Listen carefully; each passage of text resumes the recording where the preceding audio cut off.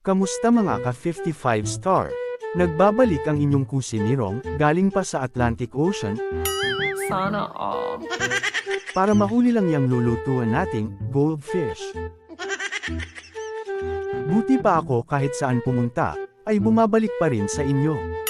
Sana all. Ikaw, kailan kanya babalikan?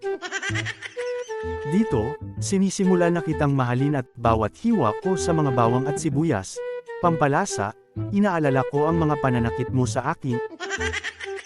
Dito lang ako makakaganti sa iyong masakit na pagmamahal mo sa kapwa. Mahal pa rin kita kahit amoy bawang ka pa. Ikaw lang hanggang sa dulo ng tulay. At sa step na ito, hugasan muna natin ng mabuting kalooban ng ampalaya. Para kahit papaano, mabawasan ang pagka-bitterness niya sa'yo. Sa step na ito, lagyan ng bibe, na nagsasabi ng hello ang tatlong itlog na may color yellow. Buti pa siya may tatlong itlog. Ikaw ilan ang itlog mo? At sabay-sabay tayong magbati.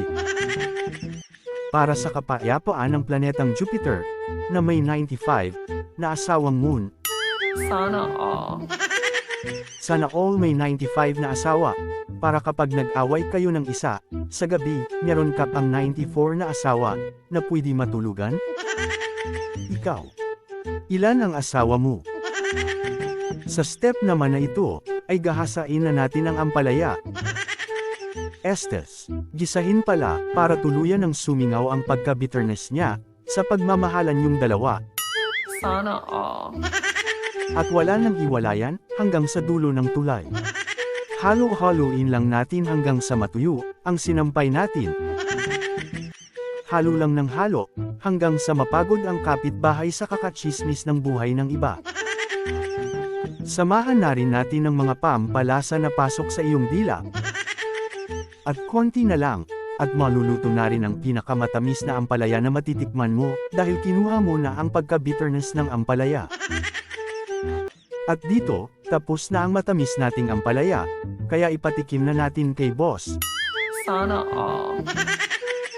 At huwag nyo kalimutan mag-like, para yumaman na ako, at makaalis na dito sa West Philippine Sea.